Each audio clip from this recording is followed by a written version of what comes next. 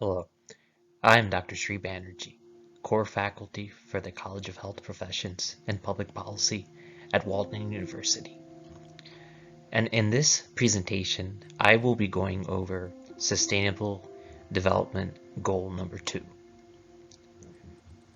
After decades of steady decline, the number of people who suffer from hunger, as measured by the prevalence of undernourishment, began to slowly increase again in 2015. Current estimates show that nearly 690 million people are hungry, or that equates to about 8.9% of the world's population. So this is actually up by 10 million people in 1 year. And this has actually become 60 million people in 5 years.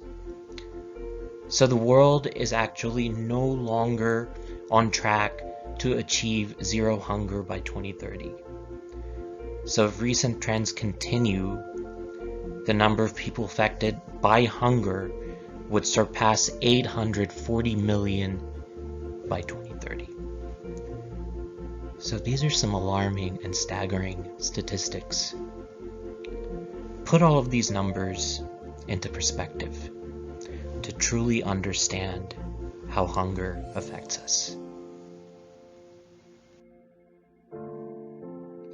So what is Sustainable Development Goal number 2? Well, the words are really important. It's not only end hunger, which is extremely important, but it's also achieving food security and improved nutrition and promoting sustainable agriculture.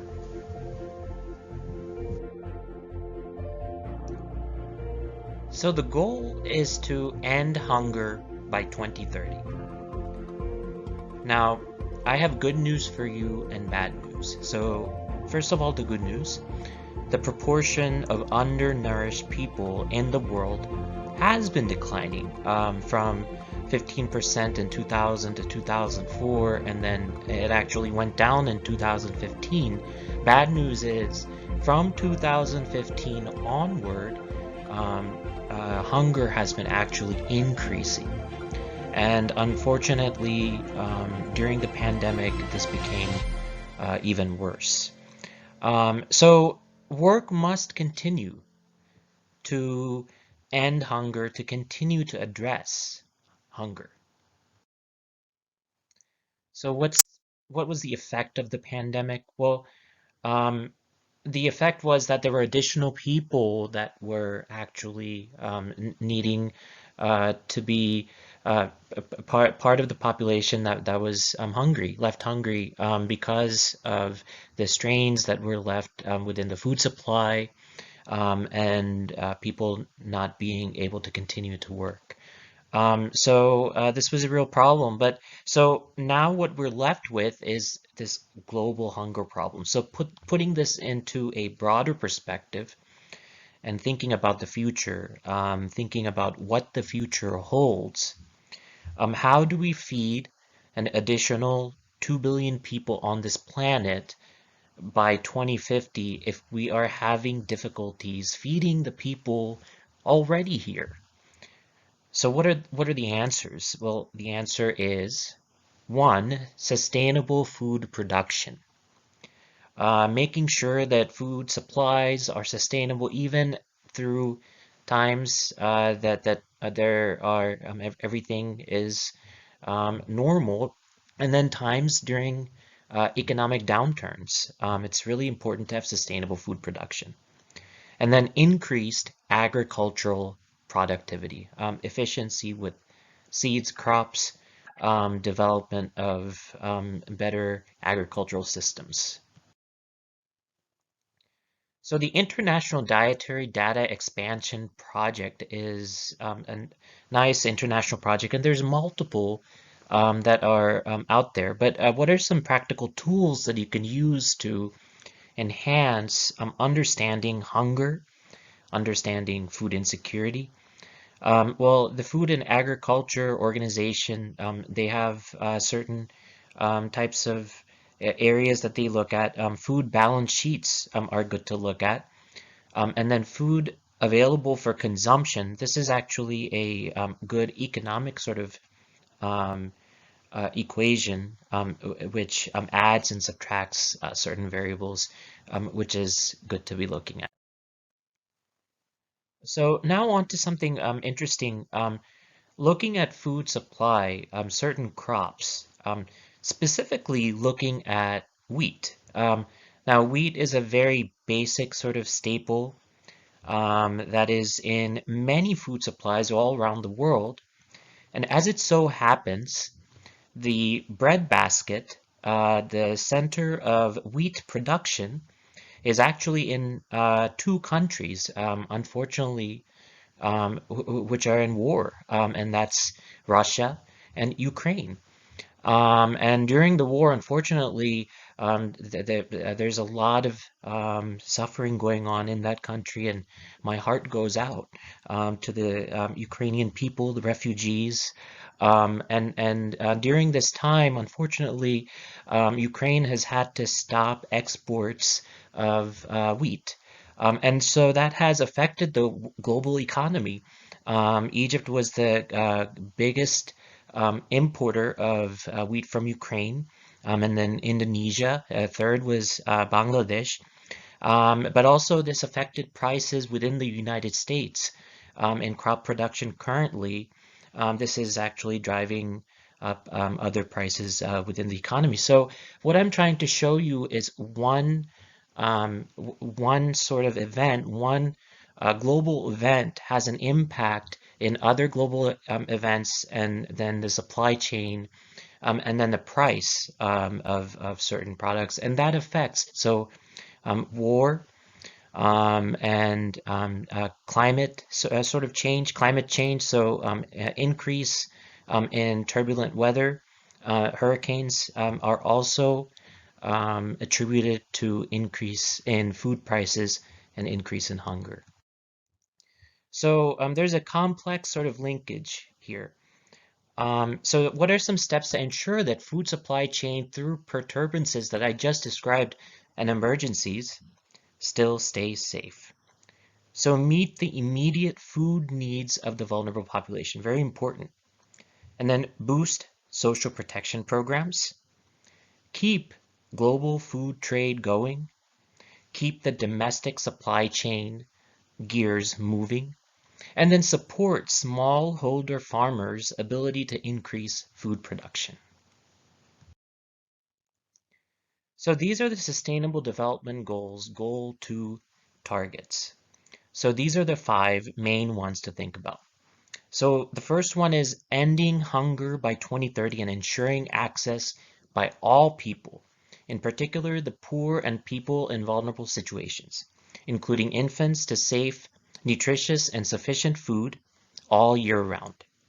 And then the second one, by 2030, end all forms of malnutrition, including achieving by 2025 the internationally agreed targets on stunting and wasting in children under 5 years of age, and address the nutritional needs of adolescent girls, pregnant and lactating women, and older persons. And then goal number 3, by 2030, double the agricultural productivity and incomes of small-scale food producers, in particular women, indigenous peoples, family farmers, pastoralists, and fishers, including through secure and equal access to land, other productive resources and inputs, knowledge, financial services, markets, and opportunities for value addition and non-farm employment. So the first 3, there's a lot of words to this, and I read these intentionally because there's a lot of different areas that need to be understood when we're thinking about hunger. Hunger and food insecurity affects the most vulnerable populations. And so it's really important to address this in all parts of society. So the next 2 continues onward with understanding food ecosystems, helping maintain these ecosystems in terms of adapting climate change, extreme weather, drought, flooding, and other disasters, and that progressively improve land and soil quality. So these are, again, the fourth goal is very important. And then the final fifth goal is about maintaining genetic diversity of seeds. And this is really important because in the effort to boost crop productivity, a lot of times this genetic diversity is lost. And in the long run, to maintain a sustainable ecosystem, you want to make sure that diversity is maintained. So cultivating plants and farmed and domesticated animals and their related wild species, including through soundly managed and diversified seed and plant banks at the national, regional, and international levels, and promote access to and fair and equitable land arising from the utilization of genetic resources. So this is all extremely important, all five of these goals. So keep in mind about these. If you need to, these are extremely important to come. So how do we achieve these five goals that I just went over? Addressing hunger in vulnerable populations, addressing food supplies, maintaining the ecosystems. Well, first, we have to increase investment, include through enhanced international cooperation in rural infrastructure, agricultural research and extension services, technology development, and plant and livestock gene banks in order to enhance agricultural productive capacity in developing countries, in particular, least developed countries. So being able to provide seeds, gene technology in order to have the most productive agricultural system. Second is correct and prevent trade restrictions and distortions in world agricultural markets, including through the parallel elimination of all forms of agricultural export subsidies and all export measures with equivalent effect in accordance with the mandate of the Doha development round. So understanding trade and providing fair trade in world markets and not distorting. This is pretty self-explanatory. And then finally, adopting measures to ensure the proper functioning of food commodity markets and the derivatives. So these markets need to be maintained, and they need to be functioning properly and in a healthy way. And when there are regulations, policy regulations needed to guide the market, this is all part of that system. So just thinking about the pandemic trends, there was a lot of things that was caused the global hunger to increase. And so according to the 2021 Global Hunger Index published on Thursday, the UN Sustainable Development Goal of zero hunger by 2030 is tragically distant. So with already slow progress having shown signs of stagnating or even being reversed in recent years, this is something that is going to be a hindrance. So 47 countries will fail to achieve even low levels of hunger, meaning countries have adequate and low child mortality rates, and millions of people will experience severe hunger in the coming years. So the index shows violent conflicts to be the leading cause of food crises. And this is really important because unfortunately we're seeing so many cases of conflicts which causes refugees and famines and a lot of different after effects which affects hunger. And so that shows that of the 155 million people throughout the world currently acutely food insecure, 99 million live in conflict hit regions. And so this is really staggering. So the findings follow that warnings from the UN World Food Program that a 2-degree rise in average global temperature from pre-industrial levels will result in 189 million more people going hungry. So 189 million more people will be going hungry because of weather alone, weather patterns alone, contributing to vulnerable populations to increase because of this climate crisis. So, how does geographic sort of looking at this from a geographic perspective help? In that geographic location allows for disaggregation of location.